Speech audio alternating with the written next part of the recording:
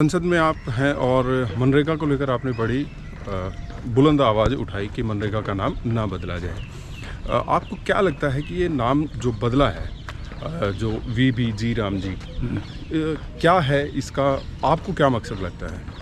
देखिए, इसमें बड़ी बेईमानी है।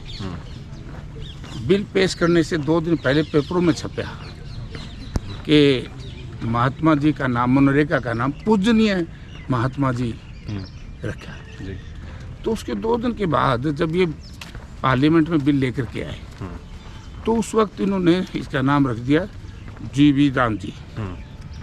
तो उस वक्त जब मुझे पार्टी ने बोलने का मौका दिया, मैंने 2 बात की। एक तो आपने राम जी, राम हमारे मर्यादा पुरुषोत्तम थे, हमारे आदर्श थे, उसको उनका राजनीति में इस्तेमाल करना, लाभ लेना अच्छी बात नहीं।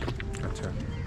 दूसरा ये कि अगर उनके नाम से ही कोई परियोजना शुरू करनी थी तो दूसरी परियोजनाएं कर देते हैं। महात्मा गांधी जी का नाम मिटाना इस देश में, जैसे महात्मा जी को शारीरिक तौर से तो इन्हीं की पूर्वज पार्टी के सत्ताधारी दल के लोगों के जो पूर्वज थे, नथुराम गोडसे, उन्होंने मार दिया।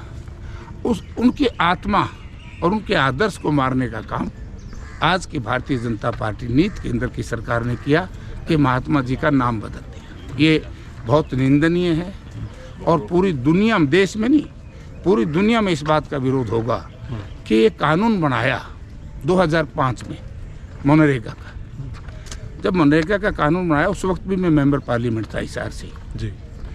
और आदरणीय उस वक्त यूपीए चेयरपर्सन हमारी नेता सोनिया गांधी जी ने बड़े प्रयास किए और जब इसको लेकर के पार्लियामेंट में आए, डॉक्टर मनमोहन सिंह भारत के प्रधानमंत्री थे। डॉक्टर मनमोहन सिंह ने सदन में खड़ा होकर के कहा कि ये ऐसा कानून है, आज के दिन भारत के इतिहास में गौरवमयी अक्षरों में लिखा जाएगा, क्योंकि पूरी दुनिया में काम का अधिकार किसी ने दिया तो वो यूपीए गवर्नमेंट, आदरणीय श्रीमती सोनिया गांधी हमारी चेयरपर्सन और प्रधानमंत्री नरेंद्र डॉक्टर मनमोहन सिंह। ये आपको नाम चेंज करने में दिक्कत है? नहीं, नाम चेंज करने में भी दिक्कत है। अच्छा, नाम चेंज राम का नाम रख दिया, इस बात से नहीं दिक्कत है? राम का नाम तो हम लेते ही हैं। महात्मा जी का अंतिम जो अक्षर था जब प्राण त्यागे, हे राम, राम राज्य, स्वराज्य की कल्पना, उससे नरेगा से हम महात्मा जी का नाम क्यों जुड़ा? क्योंकि अंतिम व्यक्ति जिसको तरह तरह के नाम ये बीजेपी दे रही है, उसको जैसे छुआछूत का भेदभाव खत्म करना, गरीब आदमी का उत्थान, गांव की अर्थव्यवस्था को मजबूत करना, गांव को आर्थिक तौर से ताकत देना, हर व्यक्ति जो गांव में वास करता है उसको रोजगार मिले, इस तरह की व्यवस्था इसमें है। और इसको बदल करके ये एक प्लांट स्कीम से इस योजना को खत्म करना चाहते हैं। जो भारतीय जनता पार्टी की पॉलिसी है कि गरीब को इतना गरीब कर दो, असहाय कर दो, को सत्ताधारी दल के लोगों के सामने केवल 10 किलो अनाज के लिए हाथ जोड़ करके खड़ा हो जाए, उसको कुछ ना। जैसे आजकल बेरोजगारी चरम सीमा पर, हरियाणा की चर्चा करूँ मैं, बाहर के लोगों को लगा दिया, गाँव में मनरेगा बंद कर दी। और इसमें सबसे बड़ी चीज़, जब मैंने इसको उठाया इन्होंने कहा कि हमने इसमें बदलाव नहीं किया। क्यों नहीं किया बदलाव? जब कांग्रेस गवर्नमेंट, वो तो कह रहे हैं दिन बढ़ा दिए, पैसे ज़्यादा मिलेंगे हरियाणा में भी। अब उसी पाऊंगा मैं।